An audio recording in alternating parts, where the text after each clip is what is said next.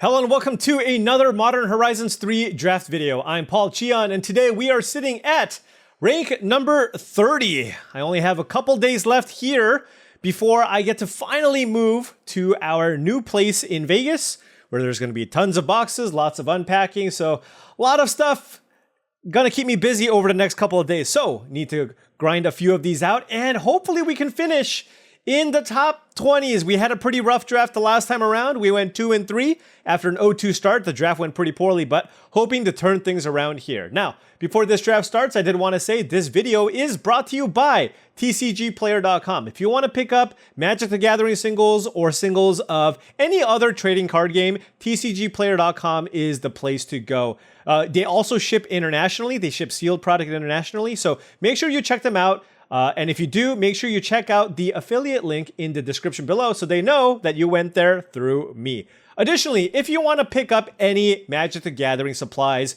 or accessories, heavyplay.com/paulcheon is the place to go.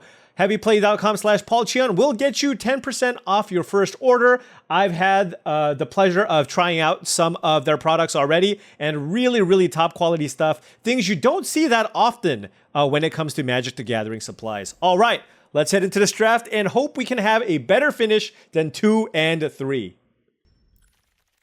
Guide of Souls? That's not a Guide of Souls. That is an interesting card though. Eldrazi Linebreaker. This kind of wants you to be the Eldrazi deck, but if you are, this card is an amazing payoff card. This thing just ends games so quickly. And one of the things I dislike about the Eldrazi decks is the fact that it just doesn't have a great finisher. If you play the Eldrazi Mirror, you just kind of stare at each other. But I just realized that I finally opened this card. I almost never opened this card, actually. And that's, of course, the Mythic common of the entire set. I actually haven't first picked this in a while, so I think I'm going to do it this time around. And you know, that's the sad thing about this format, is Writhing Chrysalis, in my opinion, is just better than Eldrazi Linebreaker. Just because it's easier to cast, doesn't require the colorless mana. It helps you when your opponents have quick start. So I will take Writhing Chrysalis past the Eldrazi Linebreaker. The only downside here is that the person that I'm passing to, there's a good chance that they move into Eldrazi, but let's take the Chrysalis. Worst case scenario, even if we don't end up in Eldrazi, we can certainly splash the Chrysalis. That's how powerful that card is. Moving on, following this, I think this is a pretty easy Wayscape Battle Mage to follow things up. What are the other good cards in this pack? Dog Umbra, I think, is the other option. Battle Mage is much better than the Drownyard Lurker, so let's take the Battle Mage. Now, this card gets a lot better when you can actually use the blue side of this, right? So this card gets significantly better once you can bounce permanents with this, so we'll be looking to potentially find some ways to get blue mana so that I can play the Battle Mage. So oftentimes, especially because of how contested Eldrazi is these days, there are a number of times where you do end up in Teamer, so something to keep an eye out for. But solid start here for an Eldrazi deck. Okay, now we have an interesting choice here. We have Devourer of Destiny, Basking Broodscale, Eldrazi Ravager, and Warp Tusker, all as good Eldrazi options. And then, of course, Wither and Bloom as a good removal spell. But honestly, I am just considering the creatures here. And for me, the choice is between Basking Broodscale and Devourer of Destiny. I think it's actually closer than it looks, because there are matchups where this just doesn't hit anything, and this is a premium 2, and it's hard to come up with good 2s. You know, I actually think the pick might be the Basking Broodscale, so I'm going to take it here. You can yell at me later, but I do prioritize being able to curve out well. I think it is really important to keep pace with all the aggressive energy decks. The Devourer is a solid card, and I do think it's good in the Eldrazi decks, but I also think the Broodscale is a premium 2-drop. So I'm going to take this because I feel like it's easier to pick up good expensive cards for the Eldrazi decks, right? There's just no shortage of good 7-mana cards that you can pick up. Here, it does really feel like Eldrazi is open. The person passing to us is likely in an energy deck. We are going to slam the Wayscape Battle Mage. I do like Malevolent Rumble a lot in this type of deck.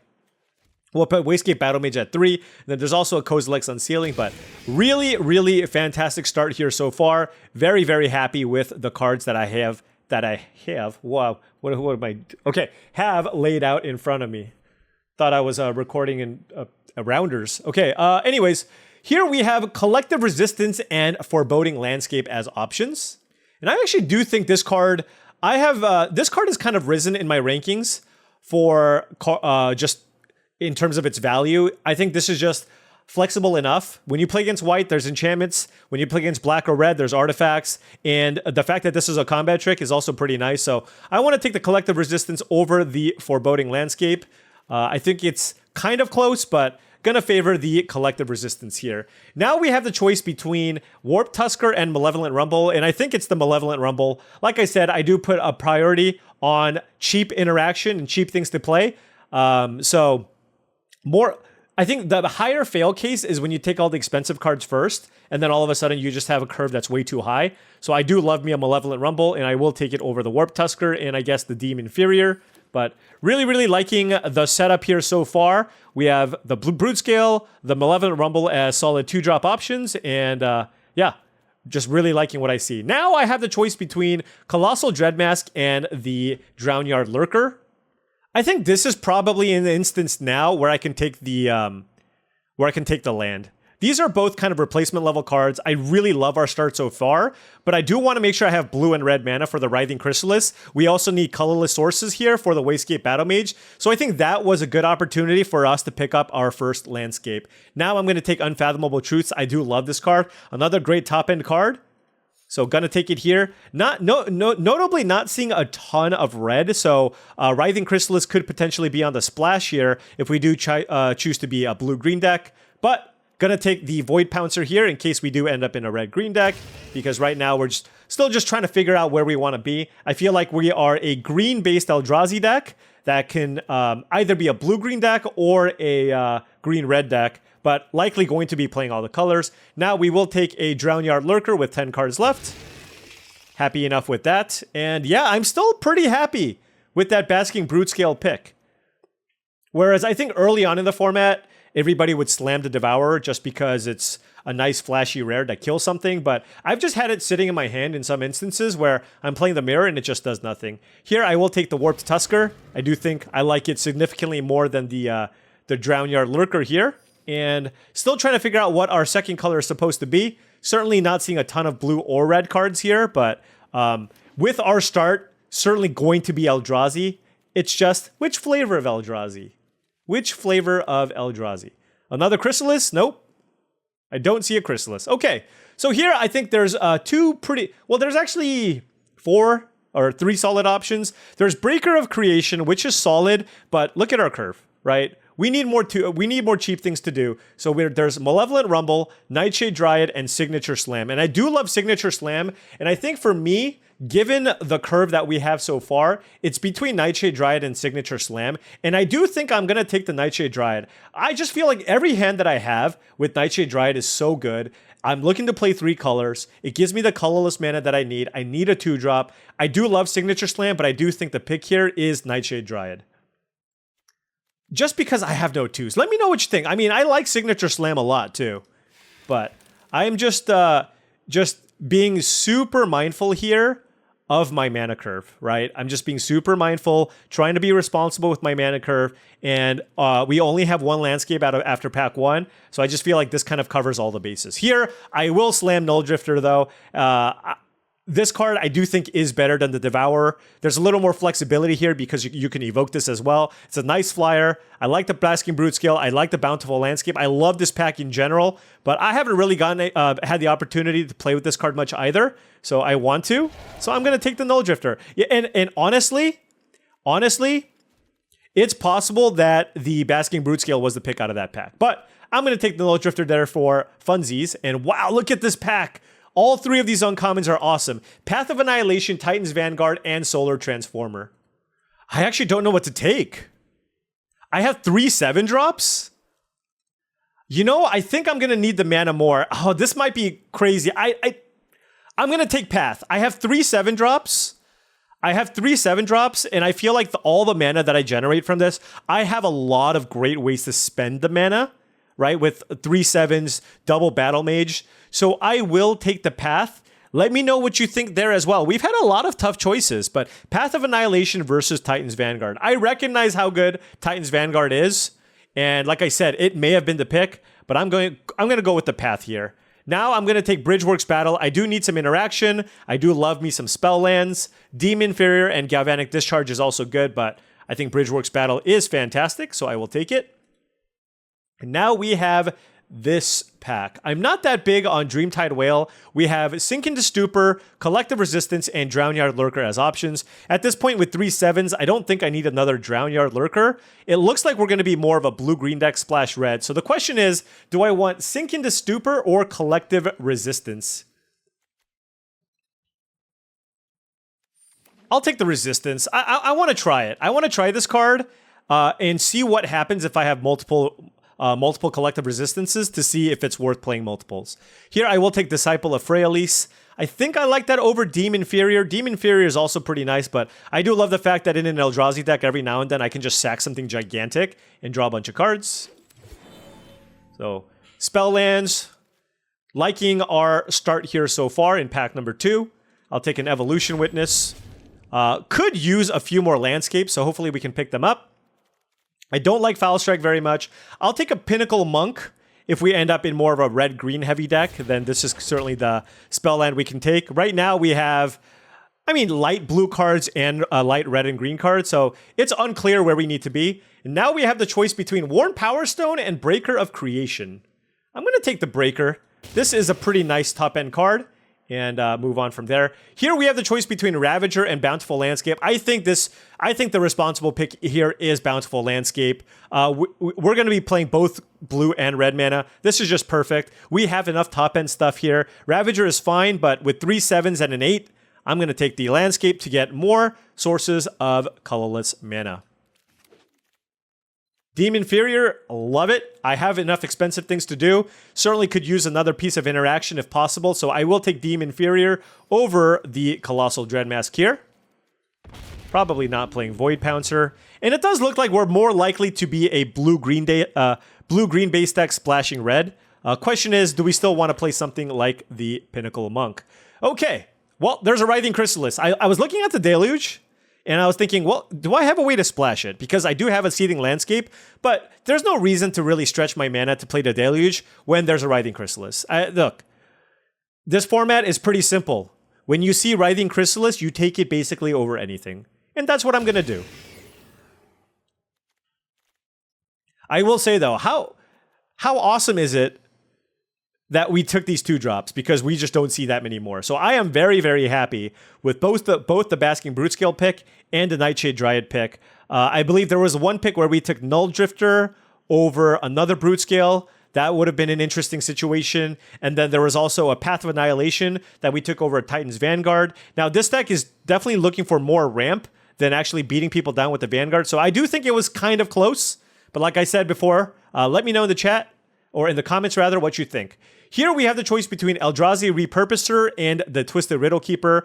I think right now there's a higher priority on cheap things here, so I will take the Repurposer, and Malevolent Rumble is also an option, but we have enough expensive things to do. I think the Repurposer is fantastic as a way for us to kind of bridge the gap between getting from the early game to the late game, especially against kind of those really, really aggressive Boros decks. Now we have pretty easy Malevolent Rumble here. Very, very happy about this. The interaction between this and Writhing Chrysalis is amazing. I can also use it to get Path of Annihilation, but the fact that I can play a turn 2 Malevolent Rumble and then find the Writhing Chrysalis to play on turn 3 off the spawn is incredible, along with the Path of Annihilation. So, surprisingly enough, Malevolent Rumble is actually the highest win rate green common in the entire set. I think it might actually be the highest win rate common in the set. But the thing is, I still don't take it over Brutescale, Nightshade Dryad, Repurposer, or Horrific Assault, but I do value it pretty highly. Now the question is, am I supposed to be taking it over those other cards? Here we have, I think we're going to have enough playables here, so I will take Bountiful Landscape over Demon Inferior and Colossal Dreadmask. I just think Bountiful Landscape is perfect for this style of deck. We need a couple of sources of colorless mana. We're playing all 3 colors. Let's slam the Bountiful Landscape here. And now what do we have? Okay, so now there is a Twisted Riddle Keeper. There's also a Serum Visionary and a Priest of Titania, so a lot of options. All right, here I will take the Riddle Keeper. I do think it's enough better than the Visionary where I do want to take it. And this card is fantastic. right? This card is great. The thing is, I'm just being a little bit conservative when I'm taking expensive cards because I have Null Drifter, Breaker of Creation, and a couple of these other cards. Honestly, if I were to cut something big, it would be the Drownyard Lurker because I believe it is the worst of all of these cards. Here, I'll take a Tempest Harvester in case I need a 2, but hopefully I don't have to play it. But our curve is certainly not great. So there is that. Now we have the choice. Well, you know, this might be utter insignificance just because I'm pretty light on interaction, right? I only have Deem Inferior. So I will take this utter insignificance over the landscape in this spot because it helps me shore up a weakness in my deck where right now we are pretty light on interaction. So we'll take it here. And now I'll take the Sheltering Landscape, strictly better than Snow Cover Wastes. Just another landscape that gets me 2 of the lands that I need. Now we have this pack. There is Waterlogged Teachings, which I guess has a tiny chance of making our deck. How many instants do we have? We have Unfathomable Truths and Utter Insignificance. I don't know that I want to play this card, but I don't need any of the others, so let's go ahead and take that. Probably not playing it. There's a Monstrous Vortex. That's interesting. Is it power 5 or greater? Wow, it doesn't even count the Null Drifter, so probably not good enough, but I'll take it just in case. Now we'll take a Jet Medallion because I'm not playing any of these other cards. And, okay, fine. I guess I will play a Dread Mask if necessary. There's another Tempest Harvester here. And, all right, there's the deck. So this is kind of what we have laid out in front of us. We have 18 lands. I think I can probably cut the Tempest Harvesters. I'm counting Rumble as like a weak 2-drop. So it gives us 4 2s, and we can potentially play Utter Insignificance early if needed. I wonder if I should just cut the Pinnacle Monk, because red's kind of on the splash already. So maybe we just cut this. Then we can just go down to 2 mountains. That still gives us 6 red sources and Nightshade Dryad for basically just 2 Writhing Chrysalis. And I think I can afford to play 2 mountains. There are instances where you cast Malevolent Rumble and you reveal a mountain and you're like, damn, I don't have red sources anymore. So we'll go with the 2 mountains. That allows us to add a forest and probably also an island as well. And that gives us 8 blue sources and 10 green sources. So that's looking pretty good. Our mana certainly looks fantastic. And this is kind of what we have so far. So let's just take a look again at what we're missing out on. There's a couple of Tempest Harvesters that we could potentially play early. There's a Void Pouncer on the splash. There is a Waterlogged Teachings. It's a tap land that taps for blue mana, but it gets us Unfathomable Truths, Utter Insignificance, Deem Inferior. Do any of these other cards have flash? Yeah, should I play the Waterlogged Teachings? You know, I think I will. Let's play that. I think there's enough utility here. And it's certainly much more castable than the Pinnacle Monk. And do something like this. And yep, there you have it. This is the deck. It's a little bit clunky, yes. But I do think there's certainly a lot of power here. And I'm glad that I prioritized some of the cheap things to do. Now, as we head into the first round, I did want to say, if you've enjoyed all of this content and wanted to support the channel in another way, the best way to do so is through my Patreon channel. The link to the Patreon is in the description below. It's patreon.com/paulcheon. Shout out to all the current patrons. Thank you so much for your support. Access to the Patreon will get you access to my Discord channel, which I do feel will be a very big value add if you are looking to up your limited game. This hand is pretty terrible. I don't ever really want to see double Collective Resistance in the opener. I have no green sources. I'm going to ship that one and hope for something better. Definitely keeping this, and now I gotta figure out what I want to bottom. I like all 3 of these colored sources. I think it's just Collective Resistance. Yeah, let's just bottom that. Because I want to be able to get the Rumble, try to find myself a Writhing Chrysalis. I like the fact that I just have access to all the colors right now. And there it is! The thing I talked about. Maybe that is also why the win rate on that card is super high. Hey, they also played a Rumble of their own. One of those games. They just took Eldrazi Ravager. And yeah. Turn 3 Chrysalis is just too tempting to pass up on, so we're going to slam it here. Certainly want to just be able to cast the Null Drifter. We have 5 mana sources. Waterlogged Teachings, we're probably going to play as a land here. Unless we just rattle off a bunch of lands in a row. Oh, turn 3 Wumpus Aberration, though. Okay. It's pretty good as well. I don't have a colorless source unless I tap one of these spawns. I think I'm just going to go for Demon Inferior here on the Wumpus Aberration. And play the Teachings. And attack. Because I want to save my spawn. I know I could attack for more damage, but I do want to save my spawn here for the Null Drifter here that I have in my hand, if possible. Alright, so there's another Malevolent Rumble from the opponent. Main deck Consigned to Memory. That is a bold maneuver. Wow! They have a nice Eldrazi deck. Propagator Drone, Basking Brute Scale, Wumpus Aberration, all great stuff. Curious to see what they choose to keep. It could still be the Wumpus Aberration. Just a good card. Okay.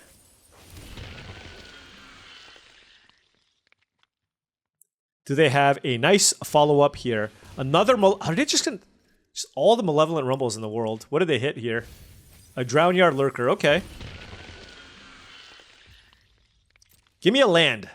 Land off the top would be great. That was not, in fact, a land.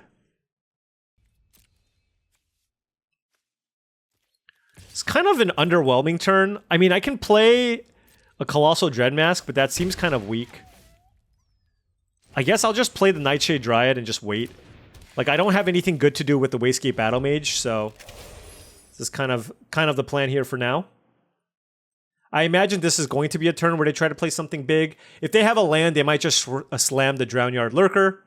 Otherwise, I mean, they could also just run out the Wumpus Aberration. Interesting, they're keeping up a green mana, so this is telling me that they likely have a Horrific Assault to follow this up. I feel like there's going to be a Bite spell on the Writhing Chrysalis, and yep, they certainly did have it. Not much we can do against that.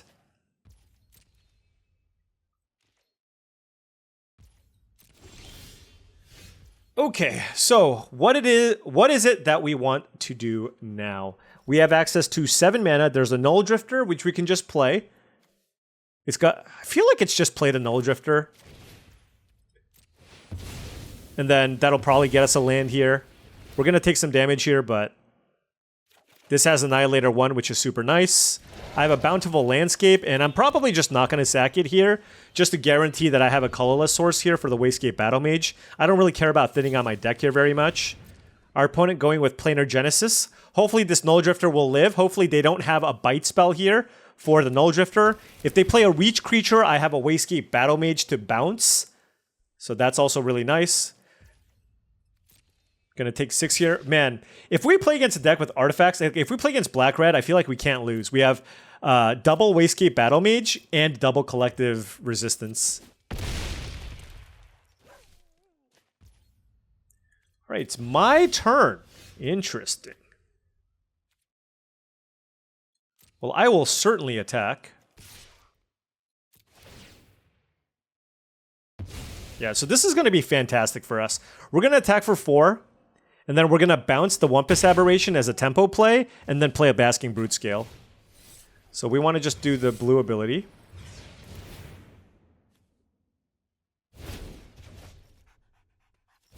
And then we still have Utter Insignificance if they play like a large reach creature, but really, really great board that we're establishing here.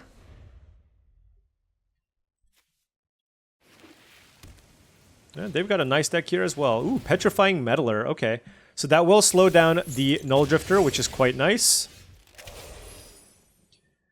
And I have lots of options here. I think I want to just keep playing my lands. I know I can cycle these, but I think I just have lots and lots to do with my mana.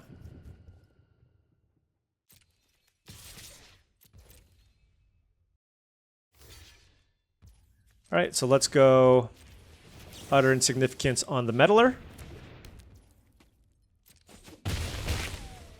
Then let's play Evolution Witness. And I will actually wait on the Adapt here because depending on what they play will decide what I get back, right? Because if they kill my Null Drifter, I can get it back. And If they don't, I can just get back Utter Insignificance. That seems like the best thing to get back.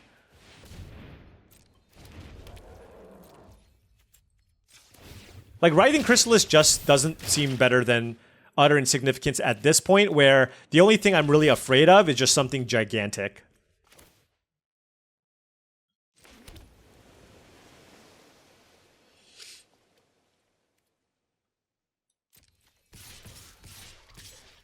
One, two... Yeah, this is just way too much. I could have even played Utter Insignificance and exiled this before blocks, but we just had a nice start. Good tempo. And our opponent had a lot of expensive things in their hand, but they couldn't play it all. Which is why, like I said before, it's really important to prioritize the cheap spells and the ramp effects so that you don't fall behind, right? And that's kind of what we did. In most instances, I felt like I took the cheaper card rather than the expensive card, and we still had our fair share of expensive things to do. Here I will keep because Disciple of Fraelis is a green source. Spell lands for the win. So we have 2 islands, a green source, double Malevolent Rumble, Eldrazi Repurposer, and a Warped Tusker. We are on the draw. And we drew Path of Annihilation, which is awesome. Our deck just... we have a lot to do with our mana, so... so they went Mandibular Kite turn 2, so they just drew it that turn, I guess. Find something nice. Okay, we almost missed. Glad we hit the Colossal Dreadmask there. And so now my question is, do I go Repurposer into Path? Or do I just go Path right away? But if I go Path right away... I miss out on some spawn. Oh, wow. We hit a Writhing Chrysalis. I think I'm going to run the Repurposer out. Because this also acts as a nice blocker. I feel like my opponent's playing like a blue-white tempo-y deck. And, wow, okay. This is a lot of offense. A lot of offense. So I think they're going to attack with both. The question is, do I block here? I don't think so.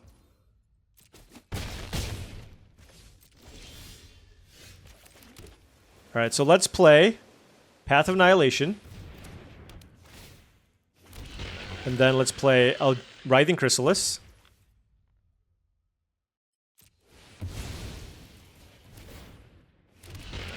Alright. Now, if they have a removal spell for the Chrysalis, then of course they get us, but we do have the way to stabilize here, and this is why Path of Annihilation is so good, by the way. Even if they do have an answer for the Chrysalis, we can just start gaining a ton of life here, right? Like, yeah, they got in for 5, and this is also a cast trigger, and we're going to just play another ginormous reach creature here next turn, and we have access to infinite mana. 4, 5, 6, 7, 9, 10, 11 mana next turn.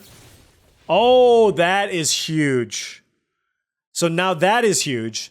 They played Thraben Charm on Path of Annihilation. That is fantastic.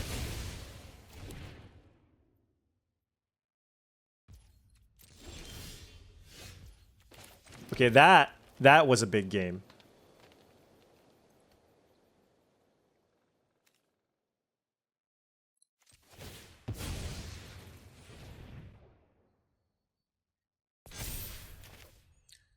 I'm going to play Malevolent Rumble here, just to see if I can find something great. Do I want a colorless source or a red source? Green, blue, red. Guess I'll just take a mountain. No, well... yeah, I'll take a mountain.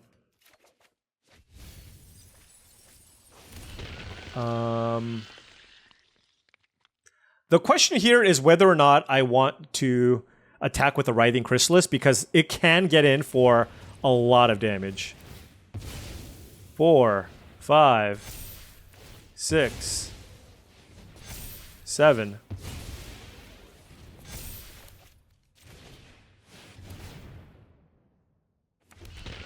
But the thing is, if I don't attack with both, they just don't have good attacks, unless they have another removal spell. But this is also kind of almost a lethal situation, right? Like, they're going to have to keep this back on D. If they offensively tap this down... yeah, it's kind of close, right? I think I'm going to attack.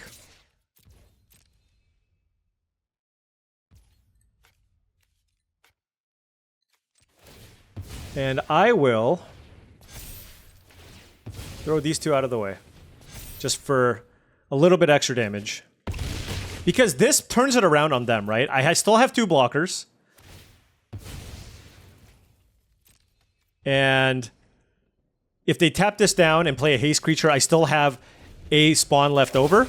And then I still have the mana to cast the Colossal Dreadmask next turn.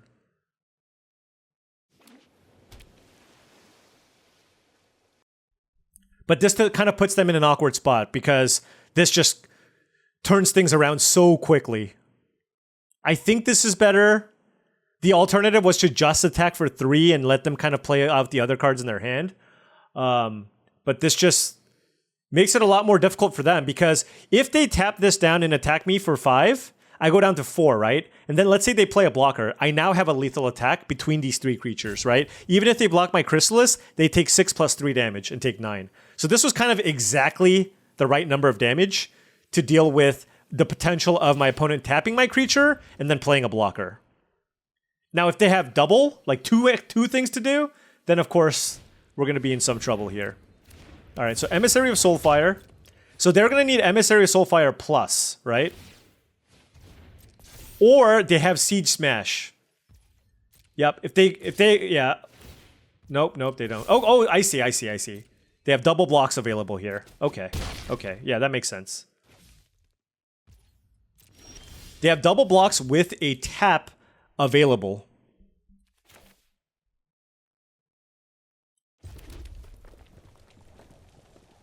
With 2 cards in hand. I'm at 5 life. Oof. So if I attack with Writhing Chrysalis, they have to block. But they can block with the Emissary and then tap down my Tusker.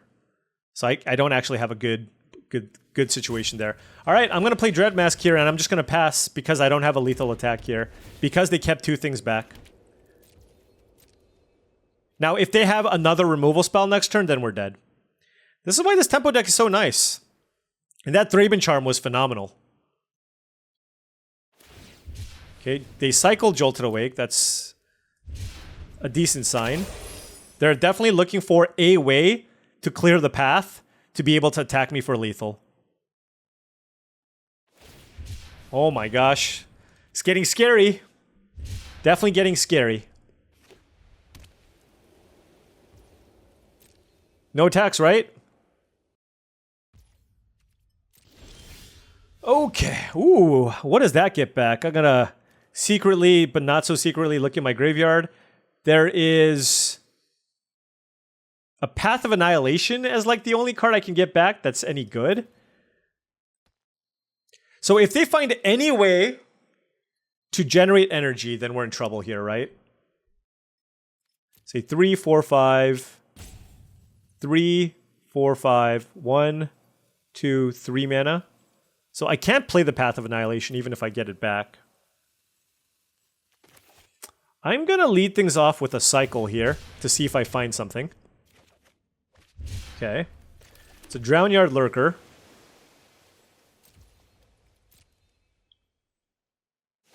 Wow, they tapped down my trample creature. Interesting. I guess I don't really have a good attack here, right?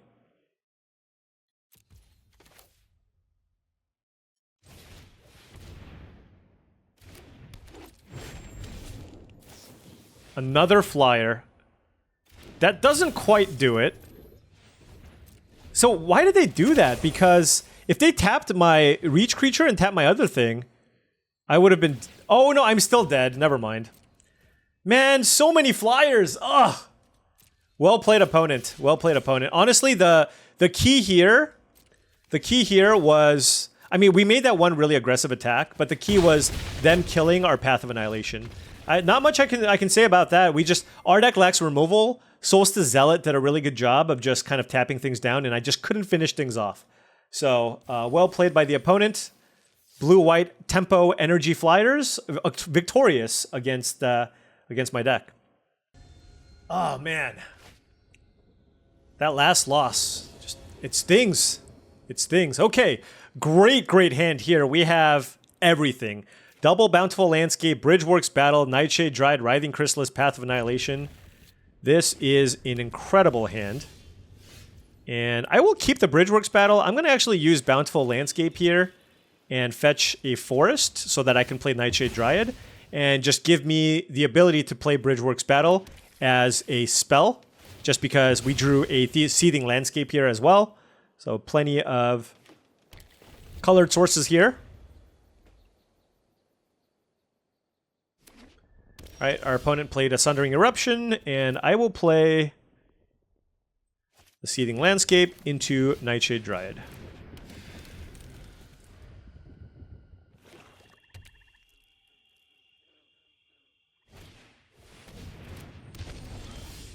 Okay, so the question, turn 3 Chrysalis or turn 3 Path? Oh wow, we even drew this to kill that.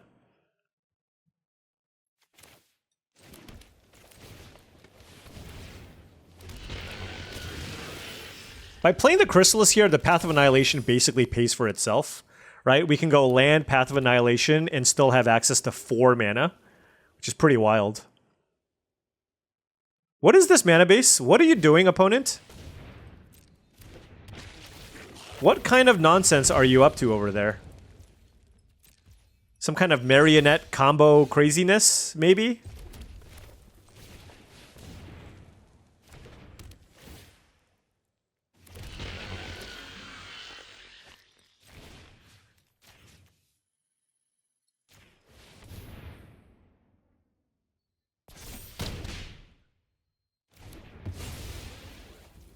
All right, let's attack. Do I want to sack any of these? I have so much mana. Let's not for now. Let's not until we like absolutely use all of our resources. Okay. So they hit a Thraben Charm. Idol of the... okay. Okay.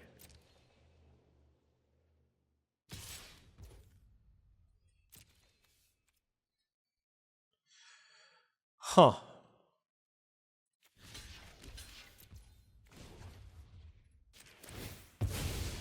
Well, I'll prevent some damage. There might be some weird combo shenanigans happening here.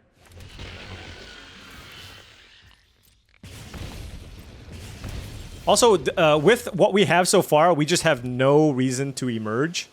So, let's just go blue, blue, green, 3, 4, 5, 6, 7, 8.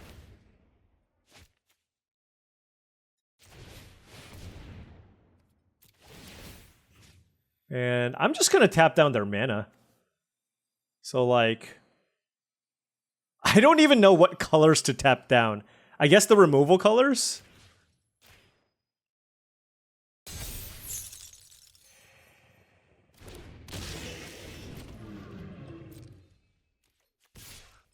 I'm going to keep this available for collective resistance. And then we can cycle this Bountiful Landscape. And then we can kill that idol if it becomes a problem. What is happening? Wait, how did I take... oh, they made a thing. I see.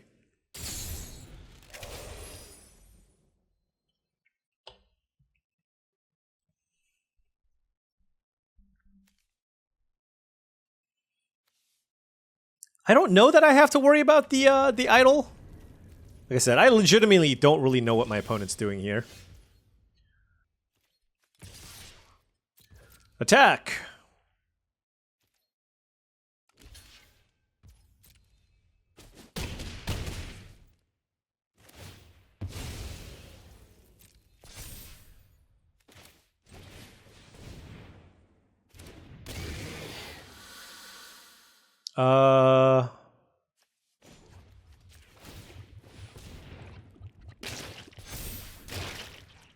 I guess I could wait on that. Alright, I'm just gonna chill though. I have access to basically infinite mana here.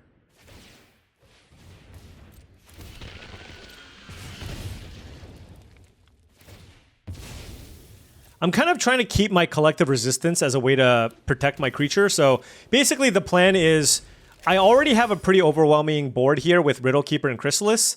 So I'm kind of waiting for them to use a removal spell maybe, and then I can use that to give my creature indestructible while also killing their Idol of the False Gods. But noting that this does allow them to make a chump blocker every single turn, which is pretty strong. They have 3 cards left. They went mega deep in the tank for this one. I don't even know.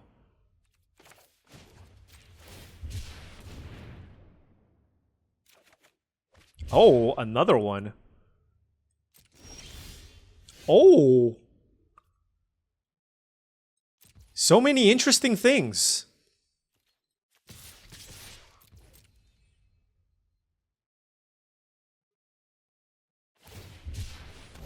Oh, interesting. Decree of Justice. For 5. They could have made a bunch of flyers.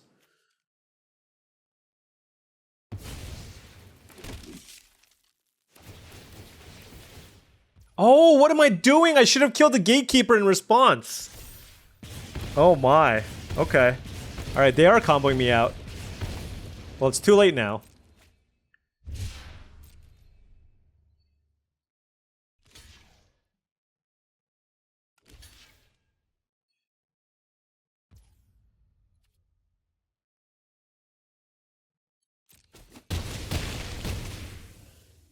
All right. The question is, what do I want to sacrifice? I think it's just going to be the Brute Scale and draw 3 cards. Green. Green. Green.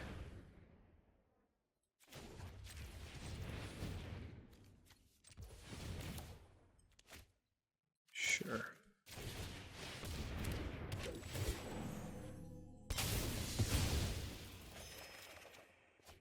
All right, how much mana do we have? 1, 2, 3, 4. I can play Breaker of Creation. It's going to gain me a ton of life.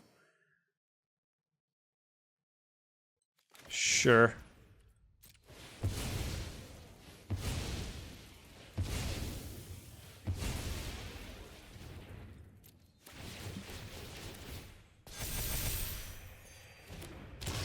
All right, we're at 29 life. With an 8/9 Writhing Chrysalis, a 5/5 Riddle Keeper, and a Breaker of Creation. These, like, whatever this... all this token nonsense just doesn't matter at all. Yeah, none of this matters. And now we're going to be able to set up a pretty nice collective resistance while attacking with a bunch of stuff. Yeah, we're at 25 life. Oh, that is amazing. Wayscape Battle Mage. So why don't we like bounce a token and do that?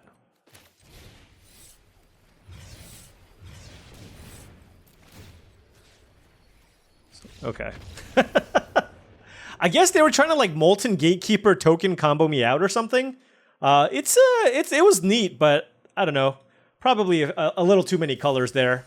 But 2-1 with our very, very strong Eldrazi deck. All right, we are on the play, and we do have a green source here, so I will keep this. And I will play this. Tapped. The 3 life is pretty important here. And the late game of our deck is really, really good. So I do think it's pretty important. There's instances where you can sandbag it, but I just feel like here I should have played the Bridgeworks Battle, just given the complexion of our hand. We have an 8-drop. We just want to play a bunch of stuff.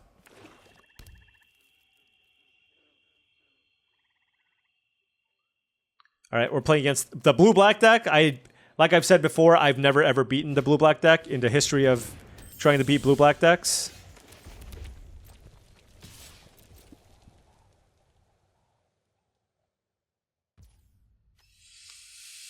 Huh.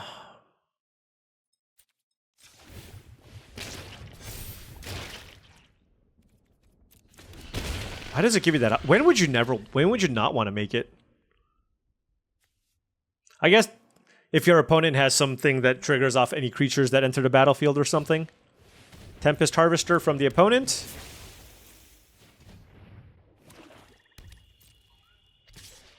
Attack, sure. Attack as well from our side. And Writhing Chrysalis. Now, we're playing against blue-black, so they likely have a way to kill it, but the part of the power of this card is just the damage has been done, right? Oh, and they didn't have a removal spell here either. Just like...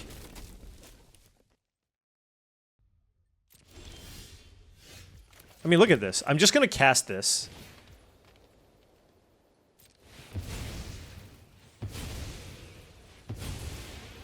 And what do? You know what I mean? It's like I tap this and this, I guess.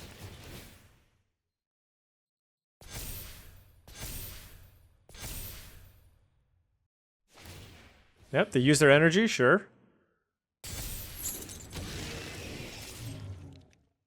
But now my board is a 5-5, a 5-6, and a 3-3 with a Deem inferior to their 2-1. Just such a big swing.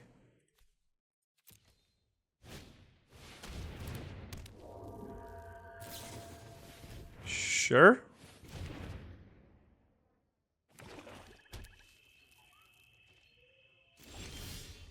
Oh my gosh. Oh, I don't have a colorless mana. So I can't use the Wayscape Battle Mage. But this should still also be very, very good.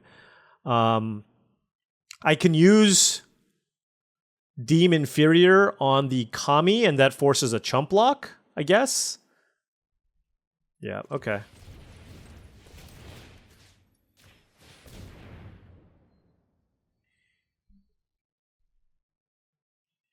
So now they have to block the Chrysalis, go to 3. And then I still have protection up for my creatures.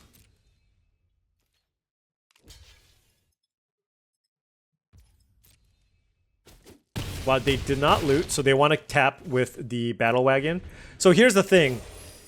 Well, I can actually wait till my turn as well, so we'll see what they do. We'll see what they do. It's a better use of my mana if I just cast the Collective Resistance on my turn. Right? What I can do is just kill the Battle Wagon if they pass. But what I also can do is in response to their tap, I can give my creature hexproof and still kill it. So a lot of it will depend on what they choose to do here with the 6 mana that they have. Right, Tempest Harvester, sure. So they have access to 4 black mana. Could be a Fel the Profane.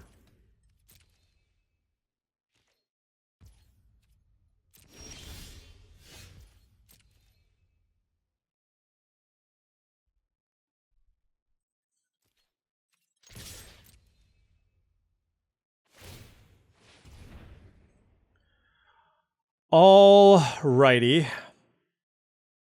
Here's the question. Do I just kill the Battle Wagon? I think I do, because this becomes a 5-6, and it can eat my Brood Scale. I know I'm vulnerable to a removal spell, but it's still fine, I think.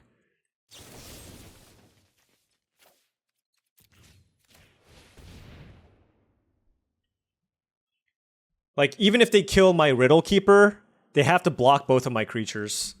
So they're just in a really tough spot. Yep. We actually beat blue-black! Yes! Yes! I never beat blue-black! All it takes is a turn 3 Writhing Chrysalis or whatever. Alright, 3-1, let's keep it going. Alright, opponent on the play. This hand admittedly is a little bit slow, but I will keep. We have a Writhing Chrysalis, Null Drifter, Drownyard Lurker, a bunch of lands, and a Witness. Don't have anything to do on 2. Oh, wait! I just realized. Oh my gosh. I thought this was an... Oh no. I thought this was an island. Or rather, this forest was an island. Oh, yeah, that makes this hand a lot worse. What if I just draw Nightshade Dryad off the top? Okay, that also works. Yep. Alright, Bountiful Landscape off the top is fantastic. The question is, do I get a blue or red mana here? I think it's going to be a blue.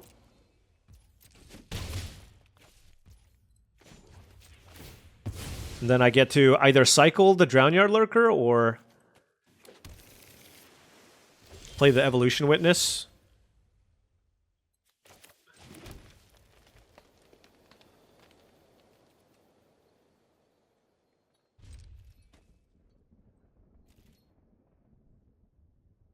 I believe I will cycle the Drownyard Lurker just because it's a better use of my mana, but I can also see making an argument here for playing the Malevolent Rumble.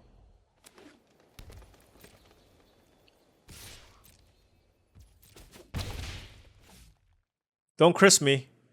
Everybody hates Chrys. Whoa. A Void Pouncer.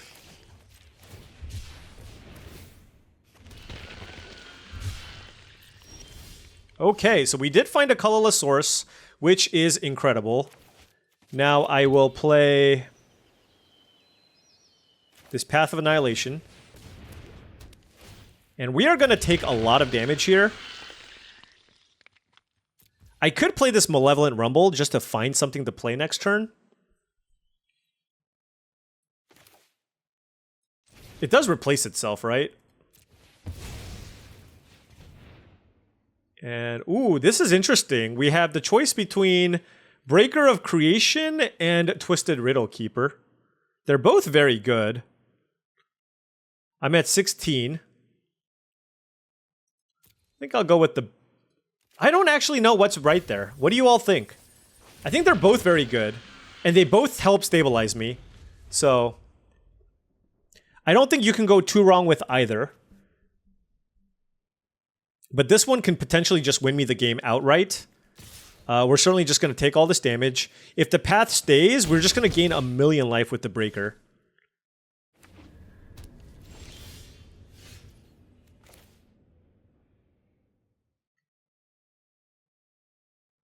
And I do think I'm interested in that.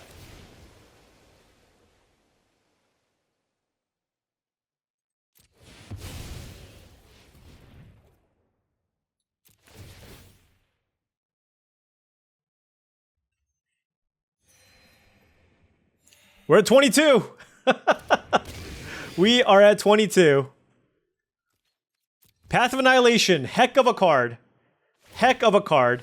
Certainly helps you come back from behind. Much better than the Titan's Vanguard that we could have chosen. Next turn we have access to 3, 4, 5, 6, 7, I guess 9 mana. But more like 7. In which case I probably want to play the Warp Tusker. Oh, that's really interesting. That is really, really good. Sure. Rallin the Implicit Maze from the opponent. But that's okay. Alright, so now we don't quite have access to all the mana that we need. They're looking to use the Void Pouncer here to get us.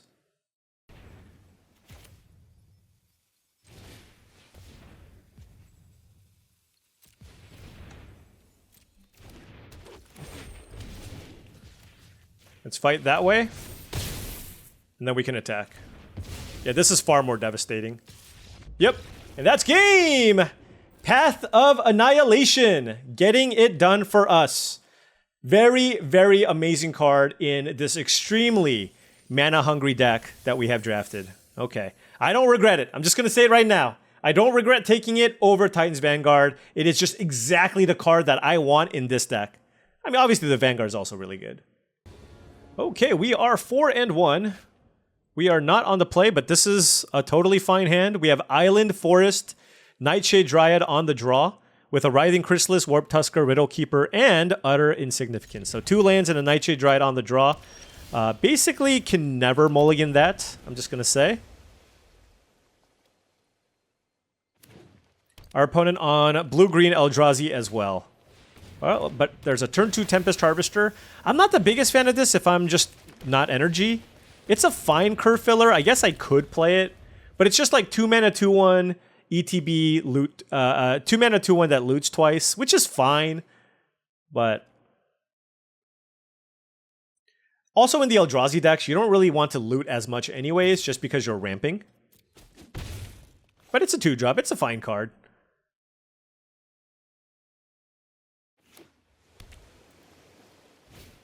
Nightshade Dryad from the opponent, but we have Ding, ding, ding, ding, ding. Everybody hates Chrys, am I right? Even I feel dirty playing this on turn 3. They were on the play. It's not even clear that we're going to win this game. I just feel like I did something wrong. All right, Petrifying Meddler, sure.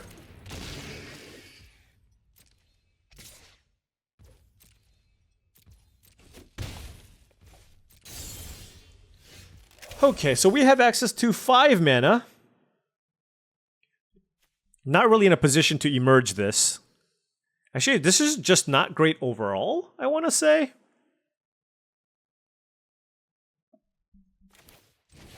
I'm just going to bounce this again. And I will play the Bridgeworks battle here, I think. I just need the mana. We have a 7 and an 8 drop in our hand, so... Like, even if I draw another land, I want to play that as well. And I still have Collective Resistance available here.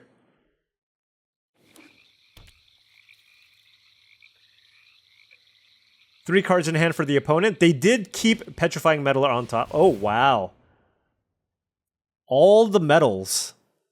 All the metals.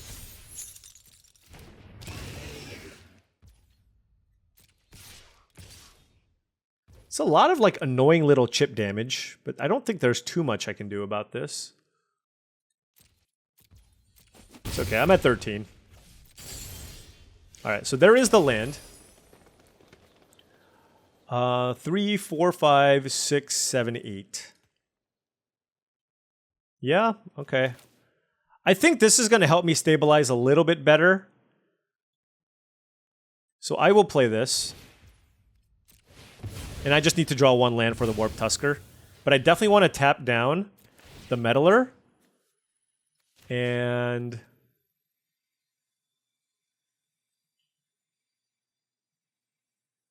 I guess the Harvester.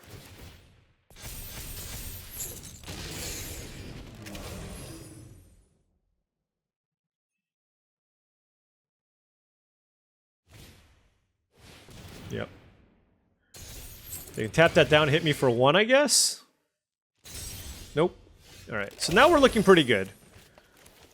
We're just tapping out every single turn, playing Giant Eldrazi. And we are good. They do have 2 reach creatures in play. They have a Nesting Grounds, nothing to do with it though. But I think our route to victory here is this Twisted Riddle Keeper. We're at 13, so we got to do a little offense and defense. We have Utter Insignificance, which is super nice if they go for a double block on my Warped Tusker. We have Collective Resistance to save my creature. Ideally, they just play like an artifact or an enchantment here so that I can kill it with the Collective Resistance. If they keep up a bunch of mana, then I'm less likely to want to attack with everything, right? So it'd be a pretty nice time to draw like Unfathomable Truths, probably.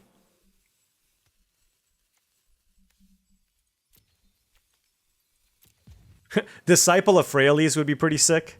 Sack my Tusker, gain, draw 6 cards. Solar Transform. Okay, that's an artifact.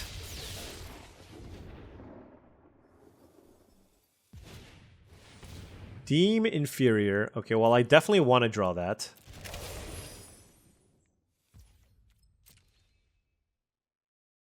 Oh, do they want to get, like, mega aggressive? I guess they can. Nope.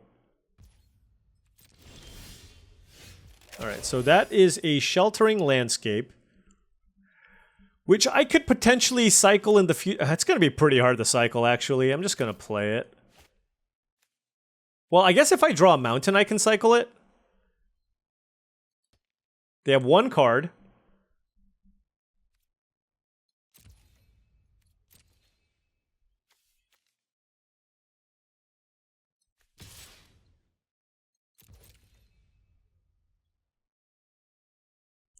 So with this setup, I'm probably just going to go ahead If they double block, I'm just going to give my creature indestructible and kill their transformer, most likely.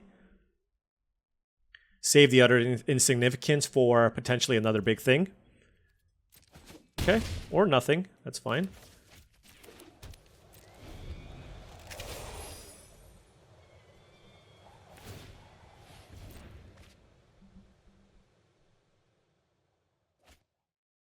Oh, getting a lot of value here with the Tempest Harvester.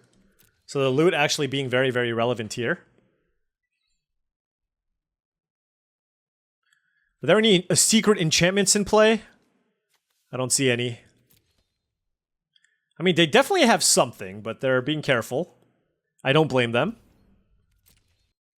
But they just don't have a good attack.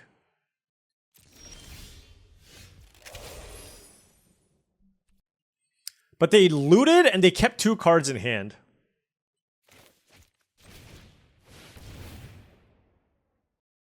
So I think this turn I'm just going to wait.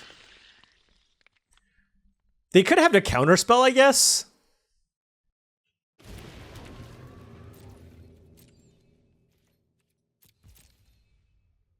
It better not be the draw 3. That's like the worst case scenario. Okay, the fact that they left that much mana on the table and just passed, that's a really, really great sign for me. But we do need to still be mindful of the fact that they can potentially have a trick here. They certainly still can. But we have double trick as well. So I think next turn, if they pass, now that I have 3 really formidable attacks and some chump blockers here, I think my plan here is to attack with Chrys, Riddle Keeper, and the Tusker, and kind of just see where things go. Right? Because if they block with the Nightshade Dryad, I can give my creature indestructible and kill the Transformer.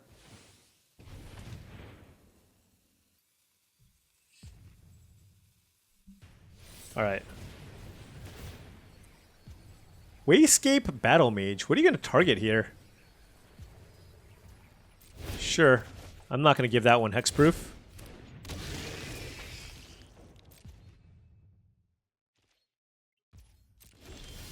Okay.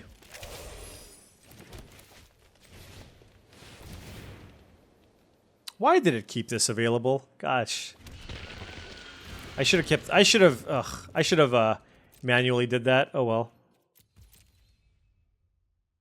Yeah, that was really bad.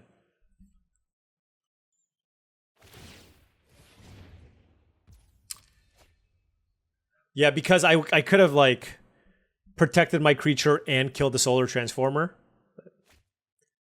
Wow, they're discarding Hopeender Coatls and such. What is in their hand? Feels like they could also easily have a copy of Collective Resistance in their hand.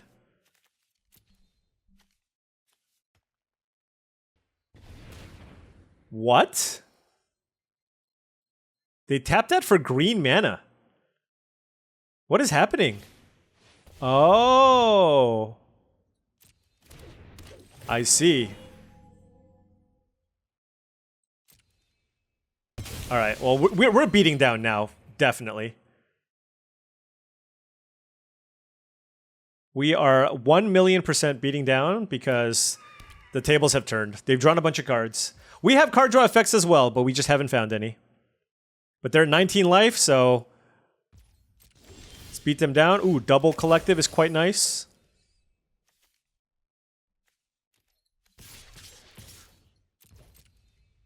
What you got for me?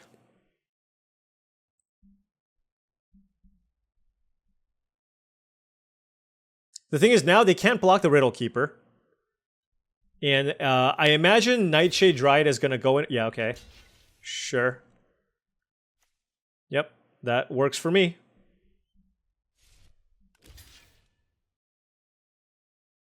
That also works for me.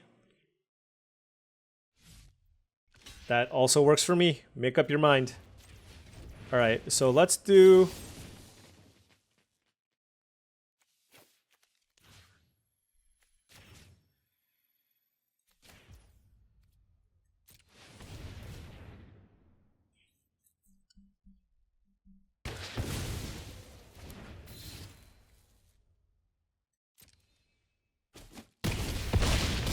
Alright, they're at 14. We do have an utter insignificance here. We have a way to protect our creature. So if they play something big, we can get that out of the way while also still having a combat trick. So they did draw a lot of cards though. So it's certainly possible that they just have enough power here to stabilize here. But like I said, their creatures are certainly much smaller than what we have here right now. Sheltering Landscape.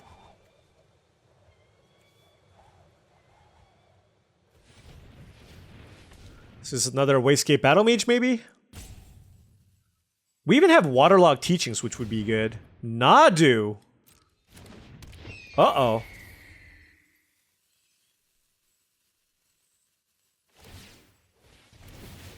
That works? What? There's no counters on them! Oh my gosh, that is insane! And they hit Deem Inferior Kozilek's command? Are you kidding me? What?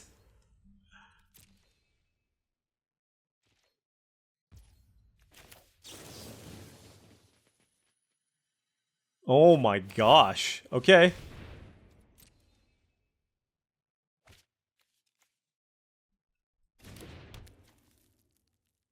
This is kind of ridiculous.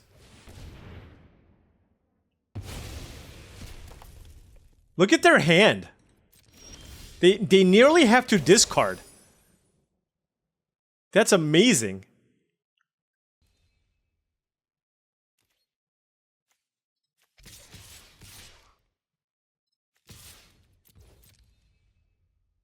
I just gotta try to get in for as much damage as humanly possible. Because they're gonna be able to make a lot of chump blockers here with Kozilek's command. What do they do? 4, 5, 6, 7, 8, 9? So I probably want to kill 2 creatures here.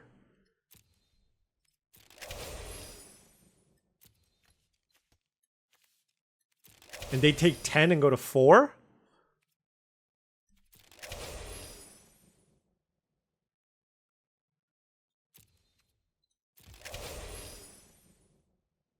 Hold on. Don't they take, like, way more?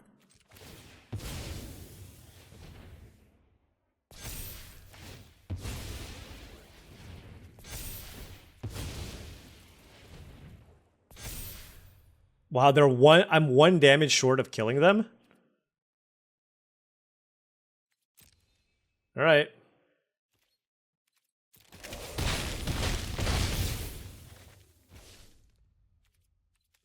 Should I have killed the Meddler? I don't know. I feel like less creatures is better. They might just go for a large Kozilek's command here and make 5 tokens. Oh no, they can't do a Kozilek's command. It has to be like a Deem Inferior or something here, right? And then maybe a Bridgeworks battle? No, that doesn't work. They can also Deem Inferior my Riddle Keeper, and then Kozilek's command my Nightshade Dryad for 2, and then make 2 tokens. That's pretty good.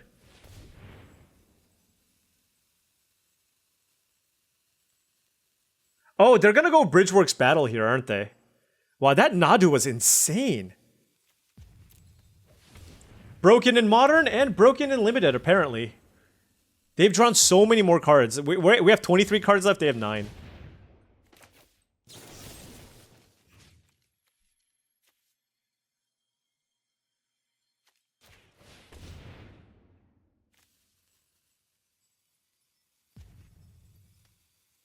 Okay, so they can't play Kozilek's command.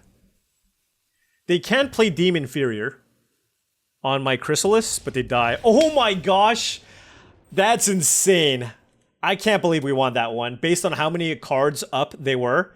I didn't realize you can Nesting Ground with no counters on things. I thought you needed a legal, like, I thought you needed some kind of a counter, but that double counter Nesting Ground plus Nadu interaction is super cool, and I'm glad I know about it now. All right, 5-1. Ooh, I'm playing against Muldrifter, and I have Null Drifter in my deck. I like it. So we have all green sources, a bountiful landscape, a Drownyard Lurker. I'm on the play. Okay, this one's a little bit sketch. Maybe a lot of bit sketch. I'm going to go ahead and fetch an island here. Because I have Drownyard Lurker. I can cycle this for a spawn and Bridgeworks Battle, potentially. I definitely don't want to play any of my lands here. Because I already have 4 mana sources. So this does look like a turn 3 Drownyard Lurker cycle into hoping to find some action.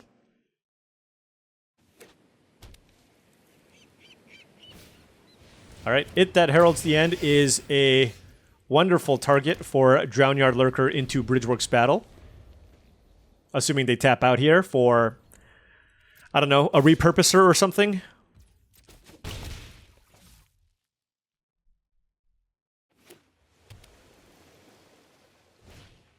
Or Voidcraw. Okay. Yeah, I can't fight the Voidcraw and kill it, so... Alright, we're just drawing all the lands on the entire planet here. I am a little bit sad about that.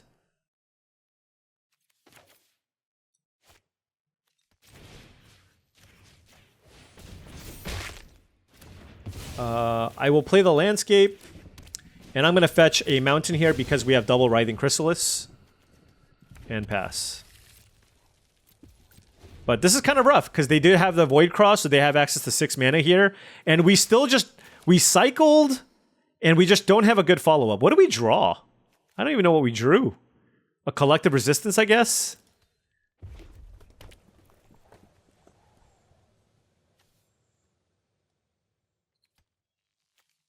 I can play a naked Disciple of Fraelis. That seems really bad. Another Voidcraw. Alright, so... Fireworks are happening very shortly. Let's just put it that way. Come on, something playable. Nope, an 8-drop. Ay, ay, ay, ay, ay. Oh, this is brutal. This is brutal.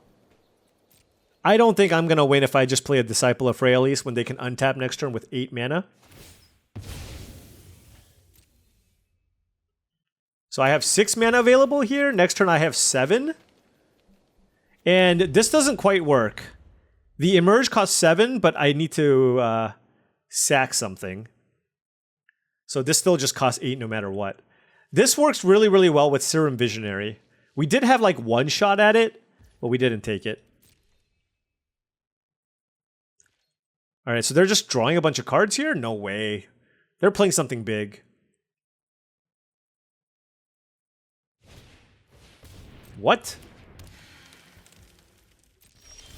I guess that's decent for me, but I still just can't play anything. Oh, this is so frustrating. They're gonna draw a card? I think this is ridiculous.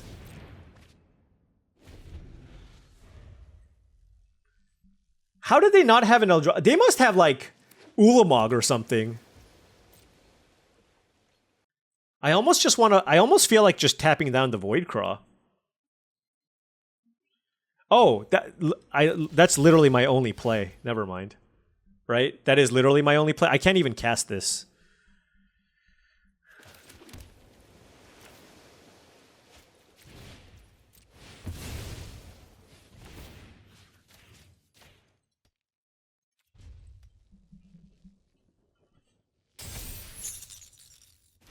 Why didn't they draw a card? Oh, this must be... Wait, why didn't they tap this for stuff? Wait, what? Alright, we are super far away from Breaker of Creation. I did draw Nightshade Dryad. Okay, they do have a bite spell here. That's unfortunate. I had a resistance, but didn't have the mana to protect it. Oh, that was really good. Path of Annihilation, fantastic draw. How? Why don't Paul! I'm just so, like...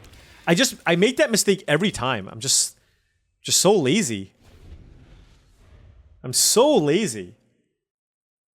Ugh. Gross. I could have kept the Collective Resistance here.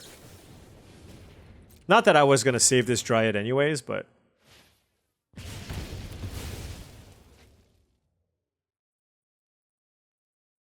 I will keep up green mana here for collective resistance, though. I'll tell you that. Oh, gosh. They played their own Breaker of Creation. Now you have it? Now? Oh, goodness. Okay, so we go Island. Tap this for whatever, green. Tap this for green. Sack. Sack.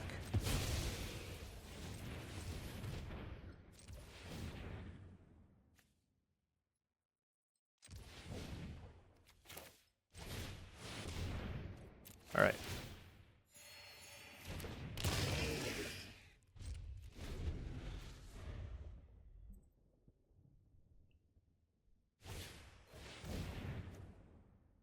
Oh my gosh!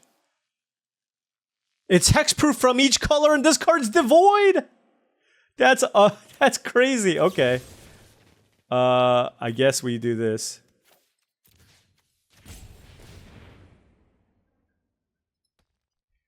Wow, Fanged Flames kills Breaker of Creation. What an interaction.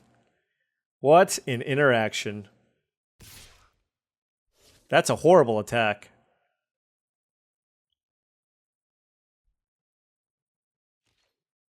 I will allow that attack. I assume they're gonna block, but they might block. Oh my gosh, this is... Okay. Well, this is... They have like a... Oh, we also... We got little action back and forth here brewing. They have plenty of things to sacrifice. 1, 2, 3, 4, 5, 6, 7, 8. 4.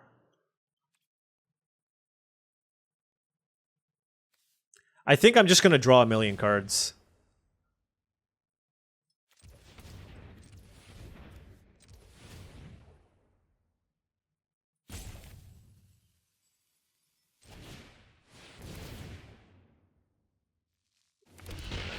I think that's how I come back from this.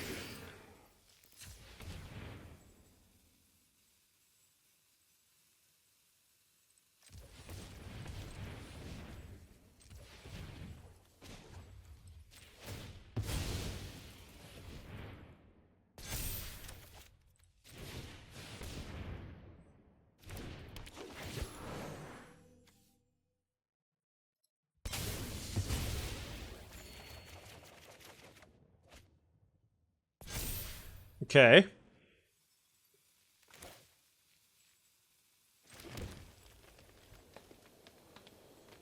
Oh, I don't have a blue untapped blue. I could have used Demon Inferior, but I guess I couldn't have used it on the Breaker anyways. Okay. Okay. They're down to 1 card. So I just need to get Breaker of Creation off the battlefield and I'll be okay. Then I can try to stabilize. I can even make my Chrysalis indestructible. And then just like sack some lands, I guess. Oh yeah, this is good.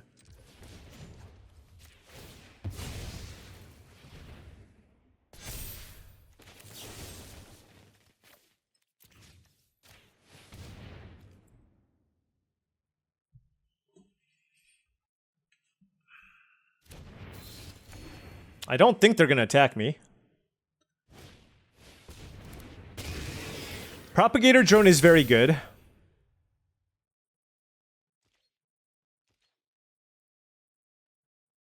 All right, we're gonna like try to go off a little bit next turn here. But how?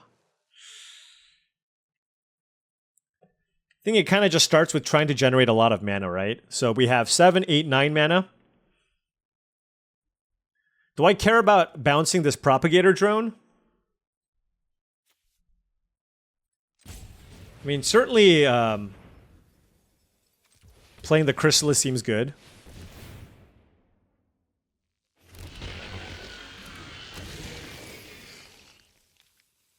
Four, 5, 6.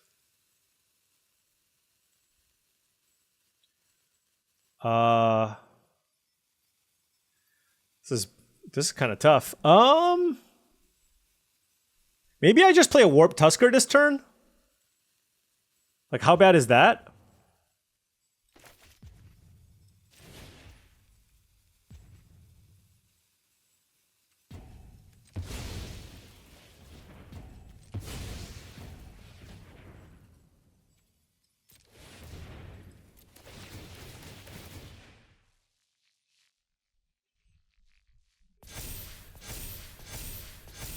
They're going to be bigger than the Breaker of Creation now, I think. Because I can sack this. I want to keep the Waterlogged Teachings because I can draw 3 cards, I believe. And I have plenty of mana.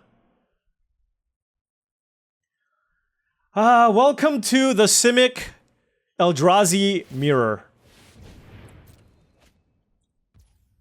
Actually, I'm going to play this. I have so much to do with my mana. Like, I have Null Drifters, I have 12 cards left in my library. Do I really want to get Demon Inferior here?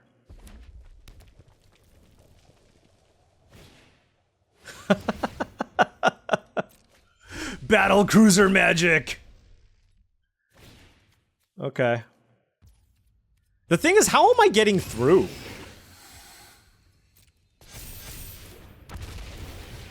I don't know how they're getting through, and I don't know how I'm getting through, and then I feel like I'm just gonna deck myself. Oh, that is a way to get through.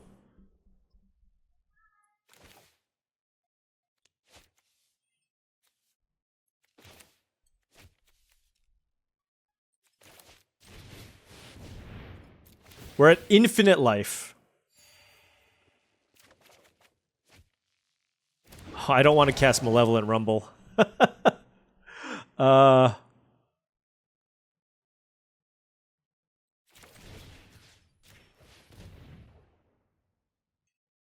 They're at 34 life? Yeah, I don't even know what to do.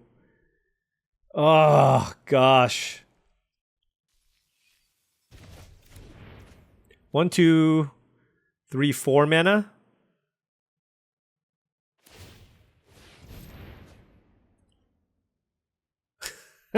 This is so ridiculous. I need to find a way to deck my opponent. So Malevolent Rumble I just can't cast.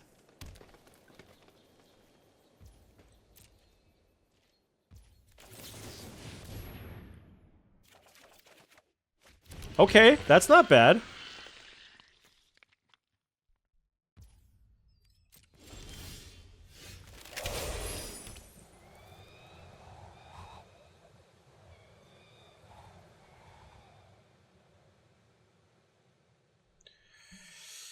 Okay.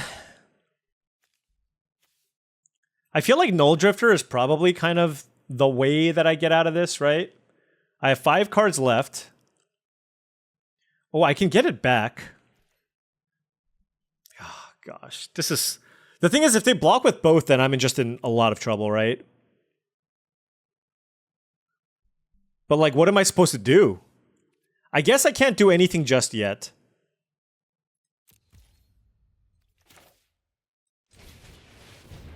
Let's play the Dread Mask.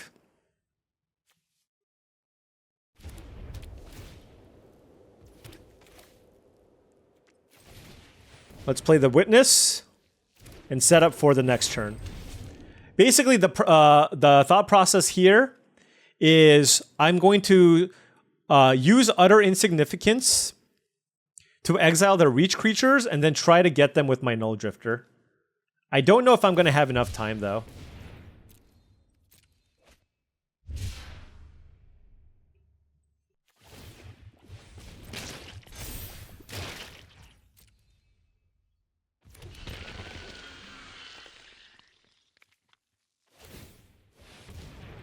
I guess at some point I can start attacking, although it's kind of tough. This is just so much. So much.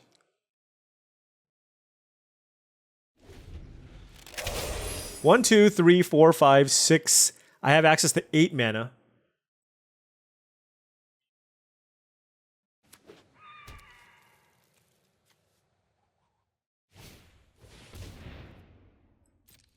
All right, well, that's a target for my Wastegate Battle Mage.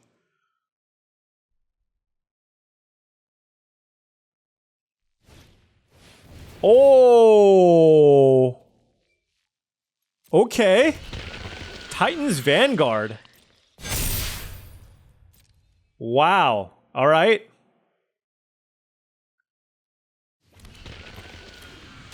I'm at 45, though.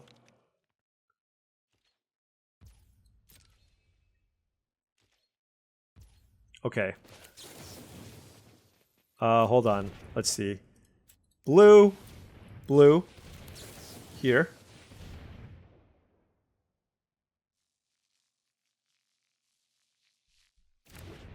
Let's exile this.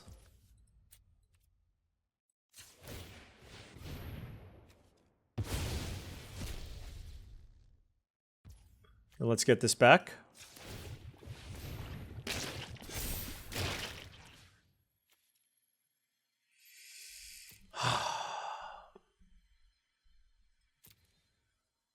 I can also do Riddle Keeper, which gets in for a lot more damage. Should I do Riddle Keeper? Alright, we'll do Riddle Keeper.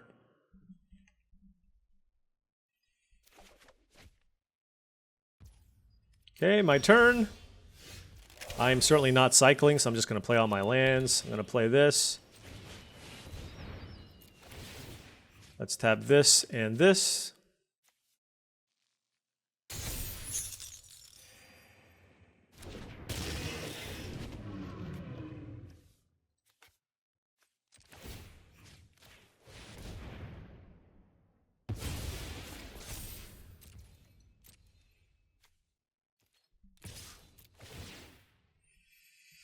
All right, 10 in the air. Hopefully we can close this out soon-ish. We're at 49, so I'm not super concerned about taking damage here. And I have plenty of blockers. Don't care about these rumbles. The Battle Mage certainly will be good. I could have cast it, but I want to have my blockers here available. So I'm going to let Kozilek's Unsealing be in play for one turn. Now note that our game plan here is to win with our flyers, right? So, all right. Well, they got a bunch of spawns, sure.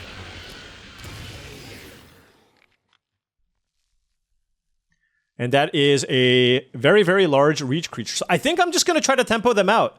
I think the plan here is to bounce Chrysalis and kill the Unsealing in attack.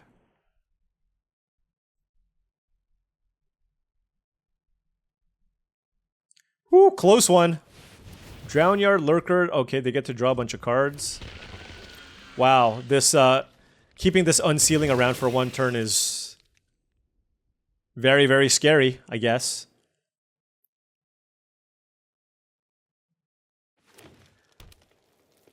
This is why I don't like this format, by the way. Like this. Like, I don't like too many games like this. You know what I mean? It's just, it's not fun.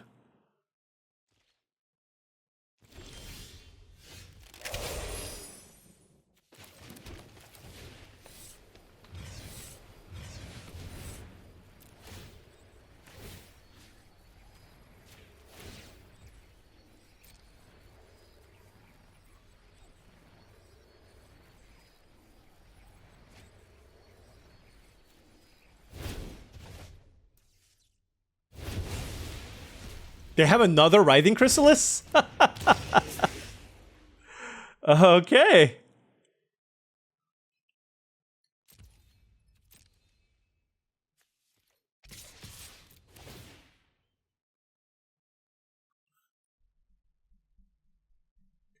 I don't think we're winning this game. I'm just gonna say. Unless they accidentally draw a bunch of cards. They're blocking with the Nadu so they don't have to take a bunch of damage. I'm just gonna get decked. This is ridiculous. I would like to target my opponent, if possible. Yep. They have so many spawns. Yep.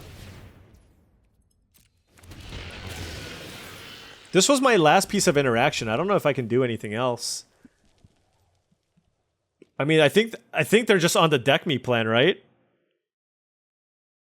It's possible they also have enough damage to kill me. I did not do the math, by the way. It is very possible. But they're at 14, so they do have to be somewhat careful. Oh!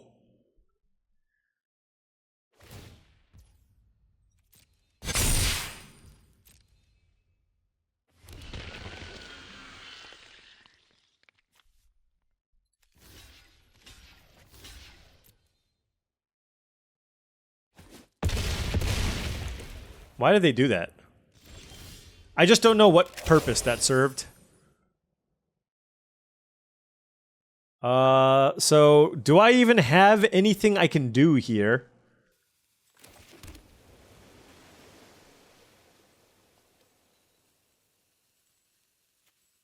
I have so much mana, I can just put this anywhere.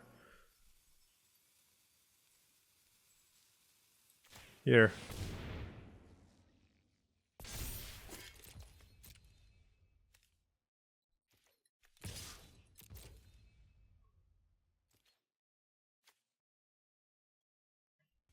Okay, 2 5/6s, sure. I sure hope I have just a completely ridiculous card in the bottom 2 cards of my library. I don't think I do, though.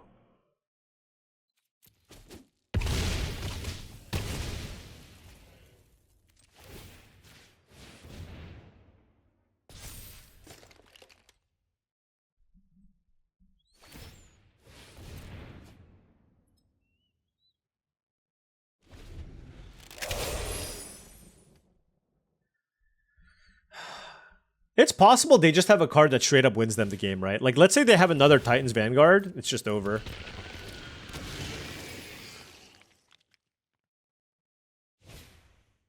Okay.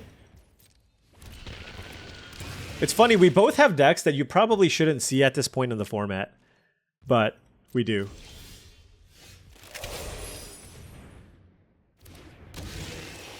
I'm gonna just, like, start making random, extremely aggressive attacks here. Just to see how they react. Because we're basically just dead here, otherwise.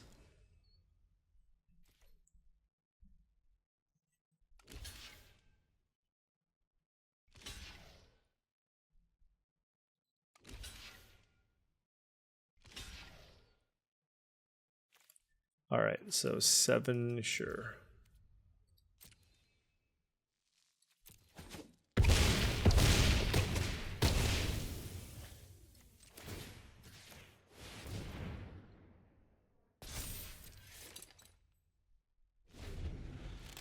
No, they stopped drawing with Snapping Voidcraw. That was my only hope. Oh, they gained 35 life! They're at 49! Oh. Yep. And we got decked. Modern Horizons 3, Simic, or Temur Mirror, ladies and gentlemen. That's what that is. Oh well, 5-2. Let's try to win the last 2. All right. Well, I had to take a quick little nap after that last game. I'm sure all of you can understand, but now we're ready to go. 5-2. Got a bit of a slow hand here, but that's kind of the nature of our deck.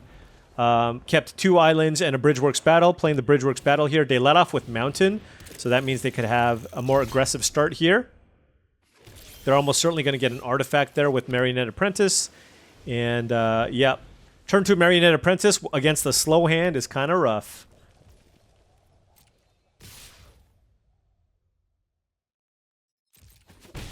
Please do not play Refurbished Familiar. Cranial Ram. Okay. I am going to kill that artifact before the germ comes in, so that I think there's a drain that happens. So. Oh, it happens regardless. Never mind. Well, that sucks. I guess I could have utter insignificance this, but just gonna take the 2 here, cycle Drownyard Lurker, and hope I find a red source here for the Chrysalis.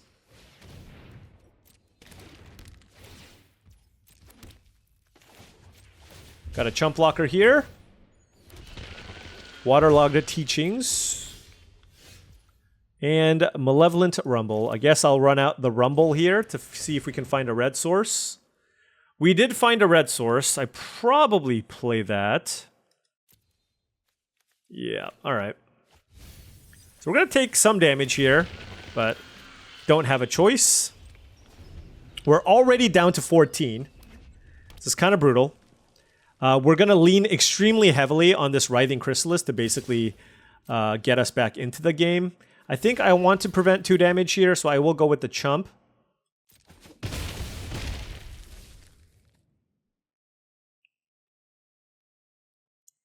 Go ahead and fetch a Mountain with the Landscape. Wow. Just all the evasive cards.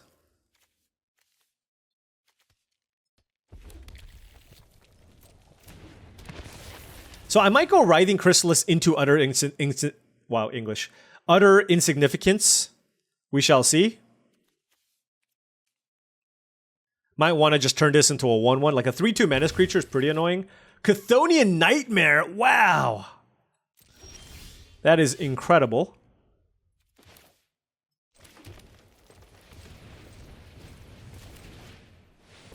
We can also play Waterlogged Teachings. Could be a thing.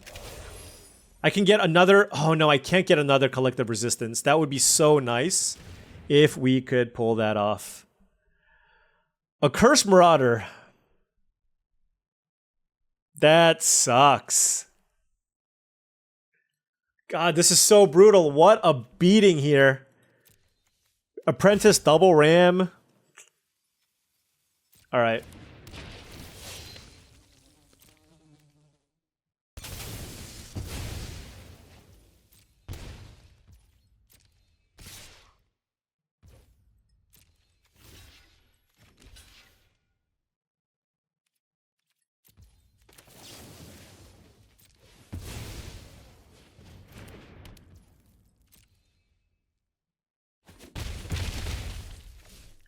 This is not going well. Okay, 3, 4, 5, 6. I guess I can play Twisted Riddle Keeper.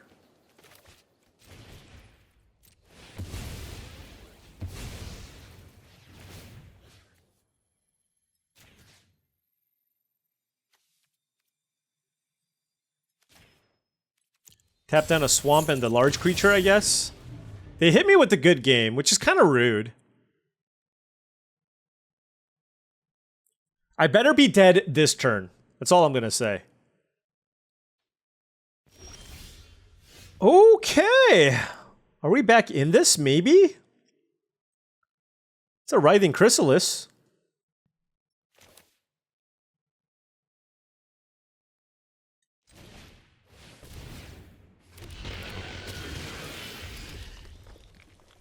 Huh. I gotta end this game somehow, right? I'm gonna put the Apprentice on top here, just so I don't get drained out. And then I have enough blockers here, hopefully. Oh, they do have the stupid Nightmare, huh? Never mind.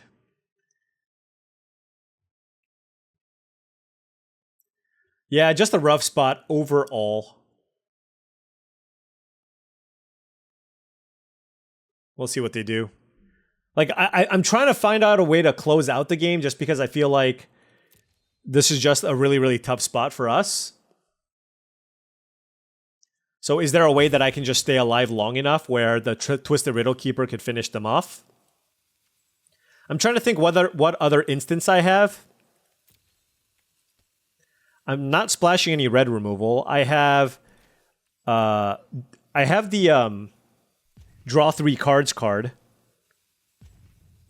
Unfathomable Truths. Yeah, they saw the line, sadly. Actually, I probably need to sack the Twisted Riddle Keeper, to be honest. Yeah, that's probably the play.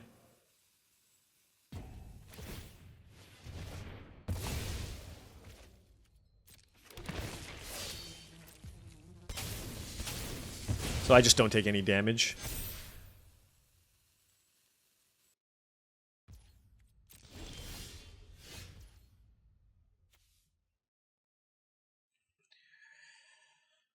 Oh, gosh. What do I do?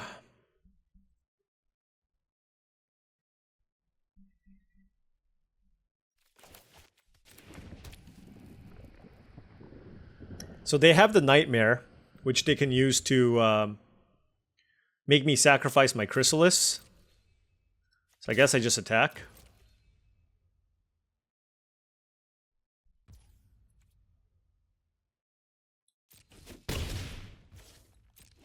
Yep, we're going to go ahead and just fetch the draw spell. And hope that's good enough. So they have a couple options here. Yeah, they can go Chthonian Nightmare again to kill my Writhing Chrysalis. I guess in response, it doesn't hurt to just cast my Waterlogged Teachings just to see what I can find. Oh, they just have another Accursed Marauder. Okay. So, like, they said good game, and we're, like, still playing. Oh, well. That was way better, because now they can attack me with both of these. I'm definitely just going to try to keep my life total as high as possible, I think. Maybe just one, actually. Yeah. Alright. Draw some goodies. Breaker of Creation! Oh my gosh, that is amazing! Now, keep in mind, though, that they can Accursed Marauder me, so I probably want to play Wastegate Battle Mage just to give myself a little bit of a protection here. So why don't we play this and kick it twice? Okay. The target, okay, target artifact. And target this. Okay.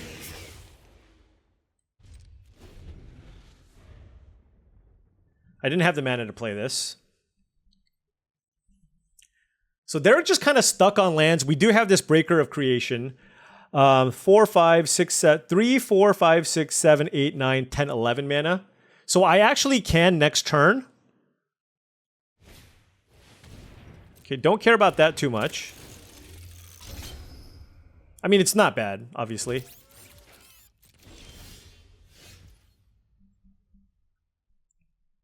So 1, 2, 3, 4, 5, 6, 7, 8, 9, 10, 11, 12. 1, 2, 3. Okay.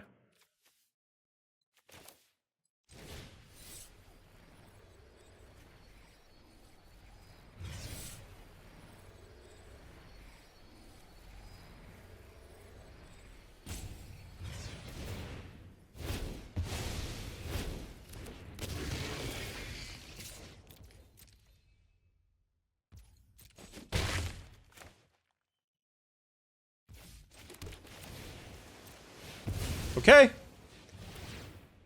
I'm at 20. I really hope my opponent loses here. I really do. They totally deserve it, right? Preemptive GGs, come on. Come on, Breaker of Creation! Basically, the reason why I play the Battle Mage, not only is it to get in for a little extra point of, little extra damage with this Battle Mage, but this gives me a little more protection with Accursed Marauder, right?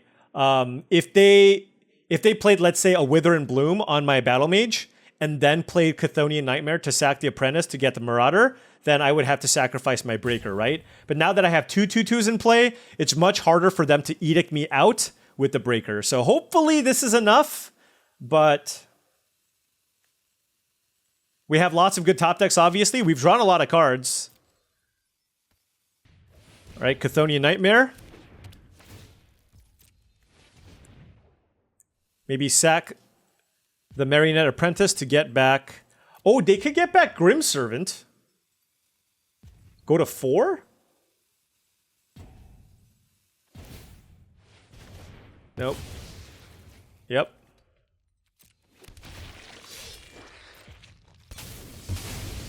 Okay. They need to play a big enough creature here for the Breaker of Creation. Like a 4/4. Or Fanged Flames. Fanged Flames and I'm just dead. That's gonna be a hard one to beat. Draw's Claw, okay. Nightshade Dryad, alright. They have to sack 2 lands, and they have to block with the Germ.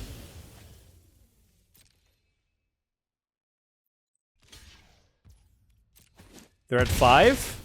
We have another creature to block with, okay. Toxic Deluge for 4, maybe?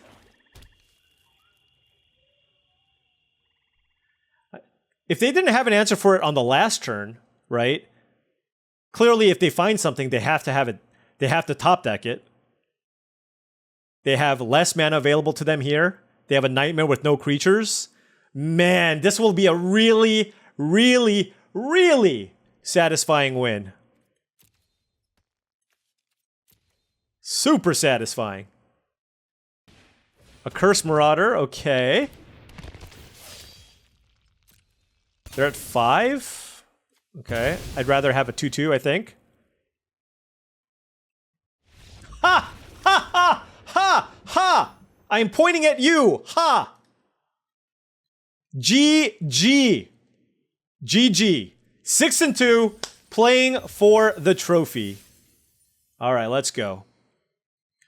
Okay, welcome to the final round. I'm playing against a bronze player? How did that happen? I am definitely getting rolled. I have a slowish hand, but that's just my deck. I'm gonna keep... Can I draw Nightshade Dryad here once? We'll play the Seething Landscape here and get a mountain. I do have a Deem Inferior on turn 3. Them leading off with a Swamp also gives me hope that they play maybe a Cranial Ram that I can kill with my Collective Resistance. Nope, they're black-green, and they also played Marionette Apprentice. Okay, so this might be a tough... Ooh! Alright. Found a Nightshade Dryad here off the top. So that helps unlock our hand. If they do not kill my Nightshade... Wow! See, that's what happens. You play against... if I get paired against a Bronze 1 player, turn 2 Marionette Apprentice, turn 3 Haumphmtg.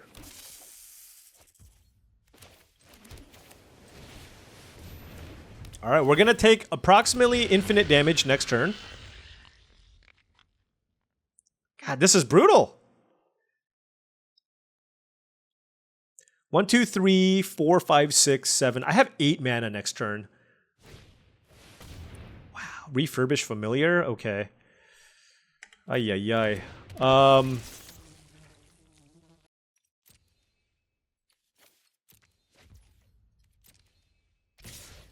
What a draw. What a draw.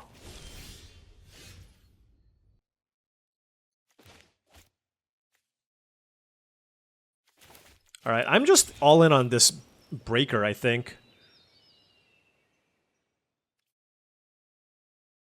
Yep.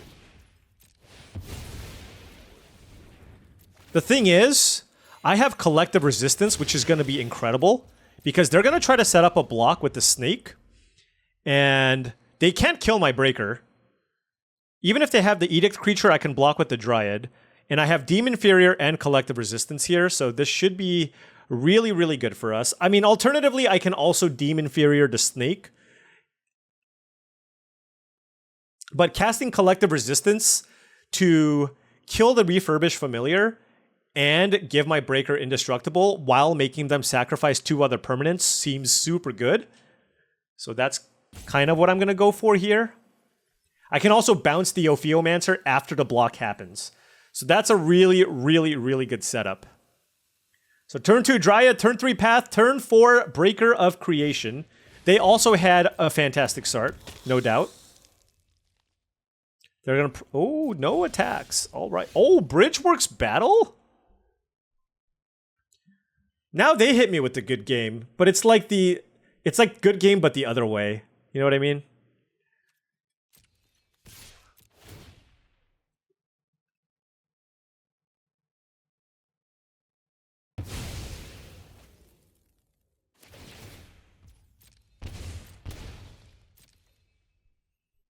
Okay. Let's go colorless. Green. Green.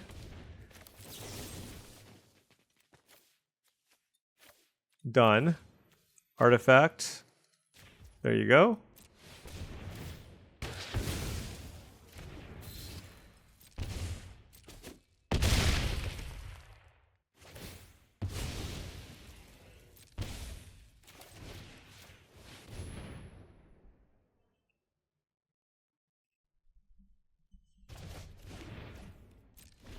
All right.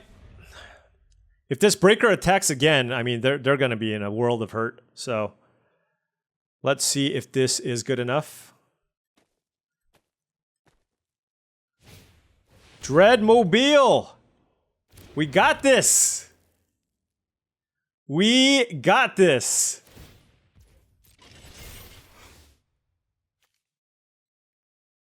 They can't sack. Oh, we don't got this. Flare of Malice? Oh my gosh. And they hit me with the good game. So they literally ripped this card. They drew Flare of Malice off the top. Oh my gosh. Okay. Well, now we have a game again. Oh my gosh. I thought I was looking so good. I thought I was looking so incredibly good there. Wow, okay. Well, let's play Malevolent Rumble. See if we can find something big. We did. Let's play Writhing Chrysalis. Pass. This is kind of rough, though. They have this... The Ophiomancer is going to get them a token.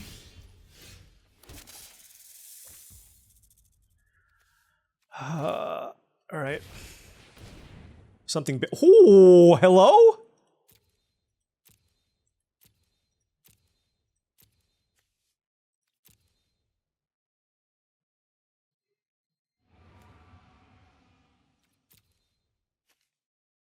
Let's take the Twisted Riddle Keeper here. And let's cast it, I guess. Hold on, hold on, hold on. I want to play the Basking Brute Scale as well.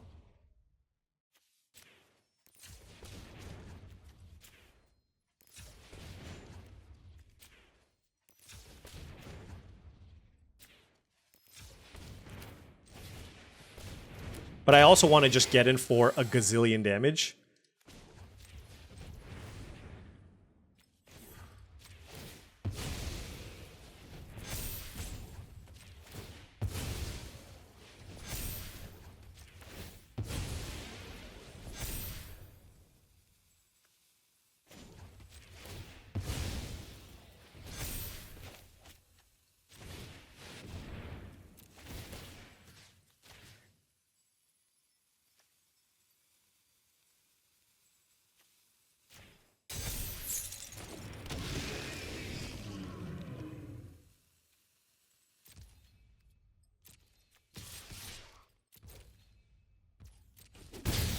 All right.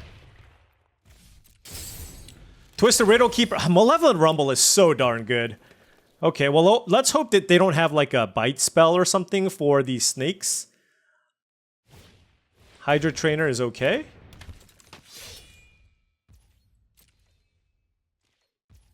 They do have access to 2 mana. Unfathomable Truths was a phenomenal draw. I don't think I'm going to go for the kill here. I'm just going to attack with these 3 creatures. I still have access to a good deal of mana here. And, yep, let's adapt.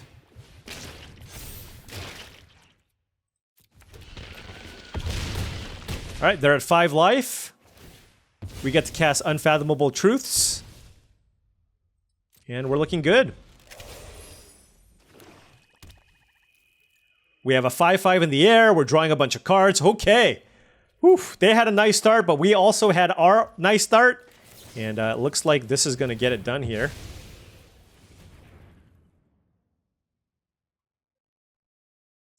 They have 2 mana. Probably like a murder. Yep, breathe your last, sure. Warped. Yeah, okay. Just mono action.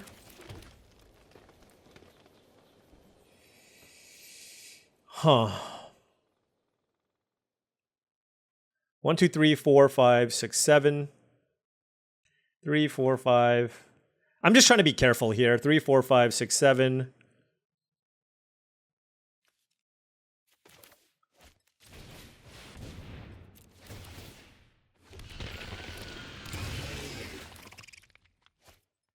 Green.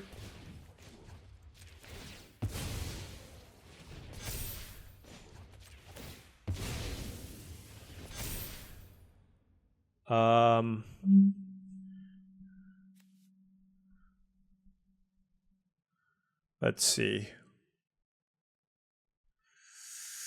Can play the repurposer. Okay, I'll just wait.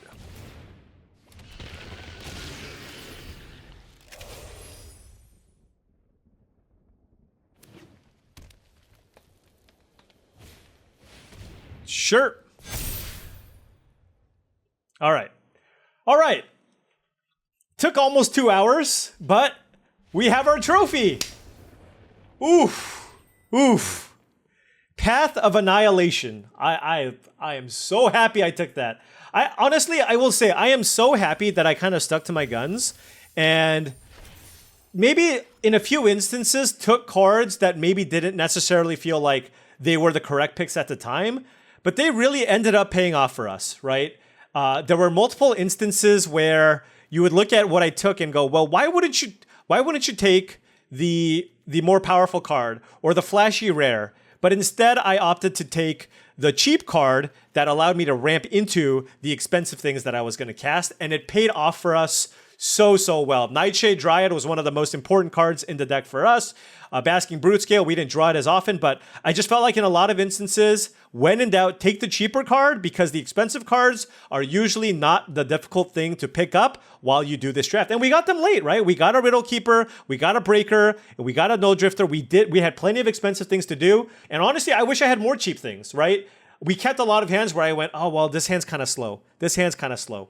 So I feel like I wish I had more Nightshade Dryads and more Basking Brutescales just to be able to survive early because our late game was obviously amazing. Breaker of Creation, when you have the acceleration with the Writhing Chrysalis, and of course Path of Annihilation. This combo, Path of Annihilation plus Breaker, is so insane, right? You just gain all the life back. It doesn't matter what your opponent did. If your opponent's playing some kind of a Boros deck and you go turn 4 Path, turn 5 Breaker, gain 12 life, attack, make them sack 2 things. If you have a collective resistance to protect it or whatever, if this ever attacks twice, it's just game over. So really like the way the deck played out. We got tempoed out once and we got decked by a similarly powerful Eldrazi deck. But outside of that, we were able to just get it done just on sheer power level.